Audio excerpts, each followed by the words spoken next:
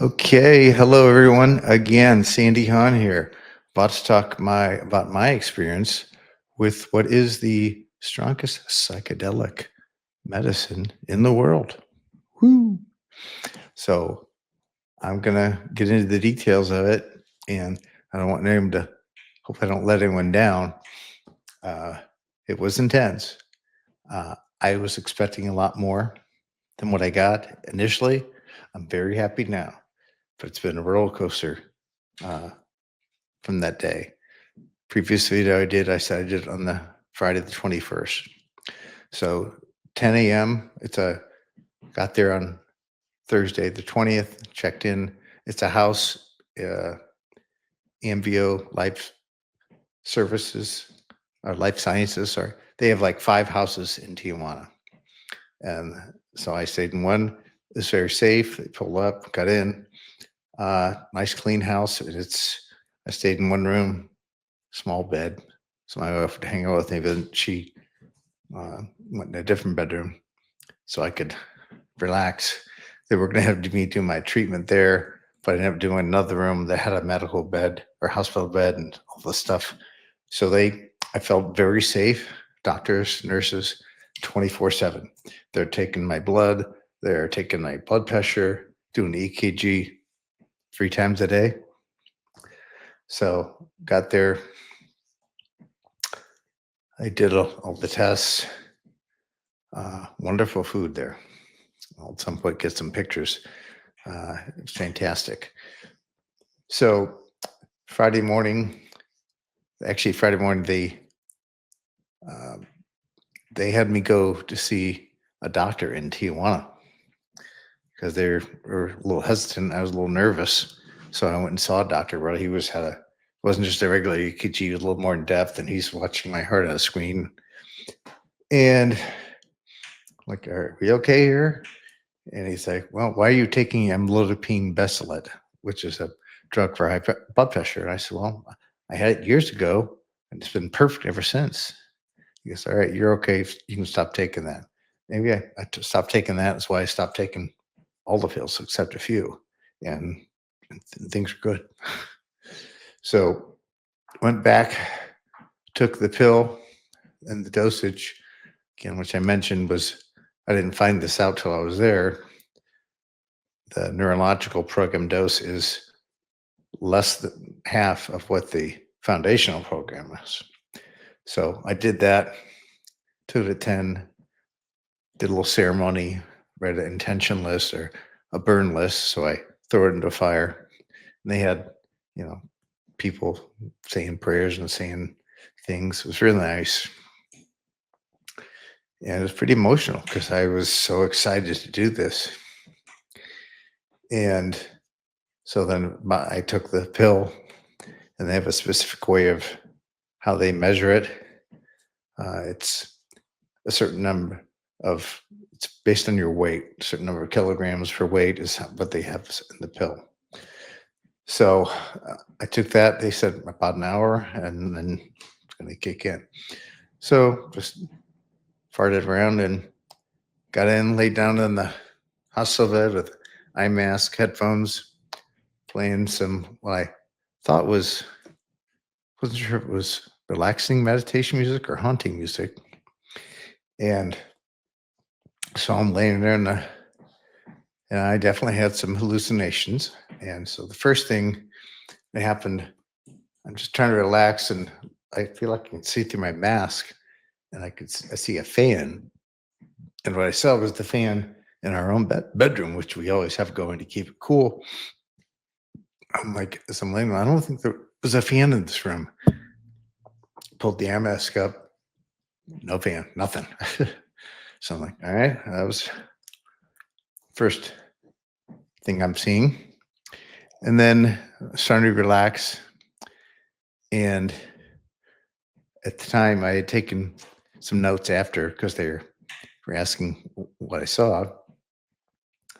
And what I said was, all of a sudden I was seeing dinosaurs. And I've realized since then, I was always wondering why I saw that. On the flight from not Cleveland to Detroit to San Diego.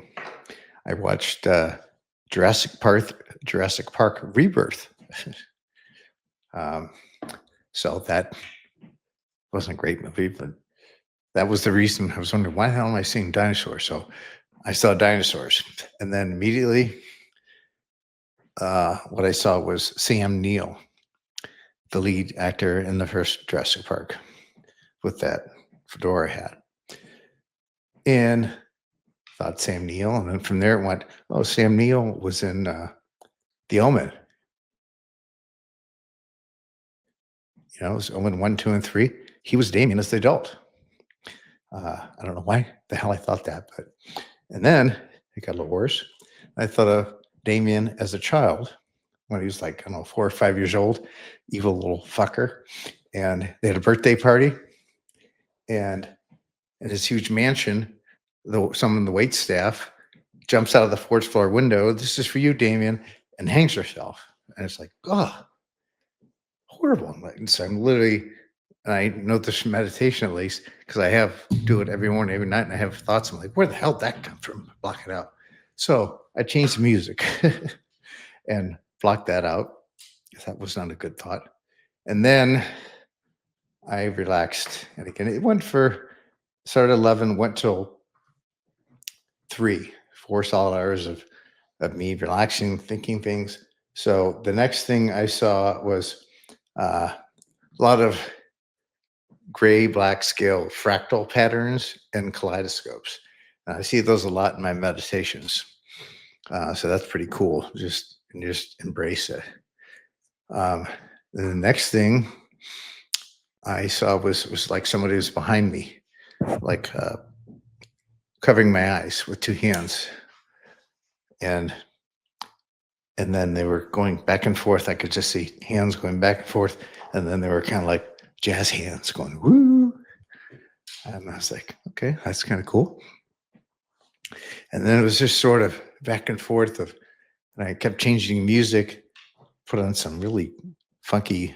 They have this mouth harp in the Congo in Africa, but the Biwiti tribe they're playing. And that's another one that it was okay for a little bit. I'm like, now it's getting annoying. So I kept changing the music, and then again, it was very, very relaxing and enjoyable. And then,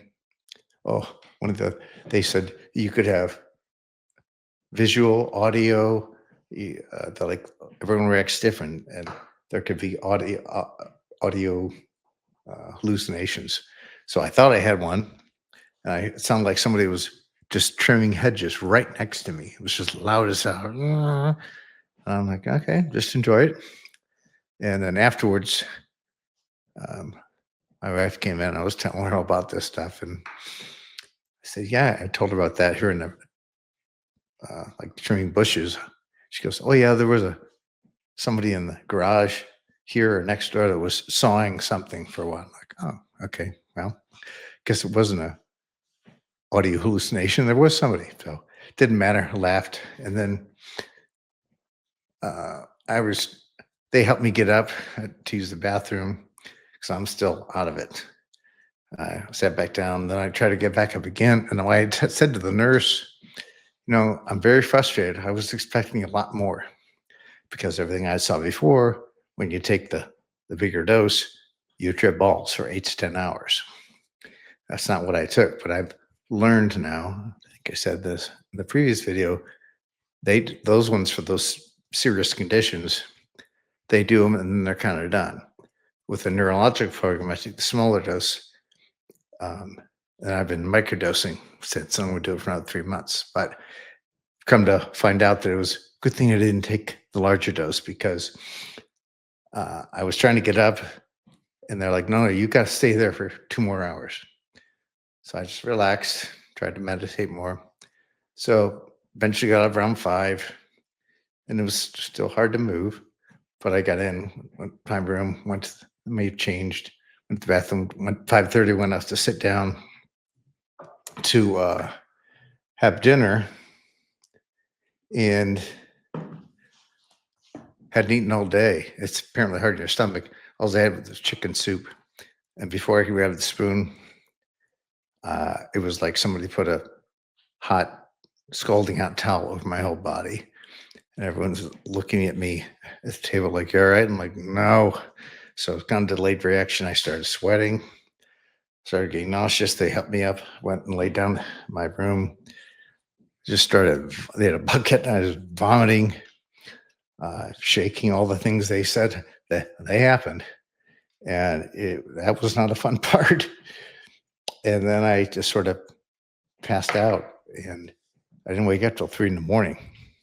So I don't know if that was part of turning nights and days around. But anyway, I got up next day and I felt pretty good. But I remember talking with Amanda and saying, "Boy, I'm glad I didn't."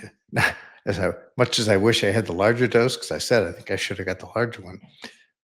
I was grateful that I didn't. So I think they know what they're doing, because I might still be there in a hospital if I'd done that larger dose. So I am really good. And again, the first week was difficult with no sleep. First 10 days, it's just slowly getting better.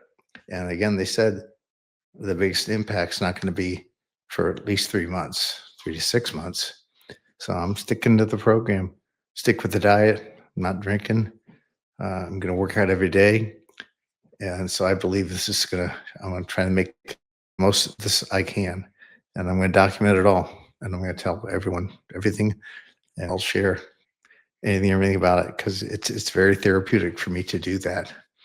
And I hope it's going to help others. And as I said in the previous one, my goal long term by the summer or end of the year is to be able to try and raise money for others to be able to get this type of um, medicine. And I don't know, I'm not sure how or when, but trust me, I'm talking with people, got some ideas, but everything's going to take time, just like this medicine. So I hope you'll stick with me and follow me on this journey. It's pretty exciting for me, and love you all. Talk to you soon. Take care.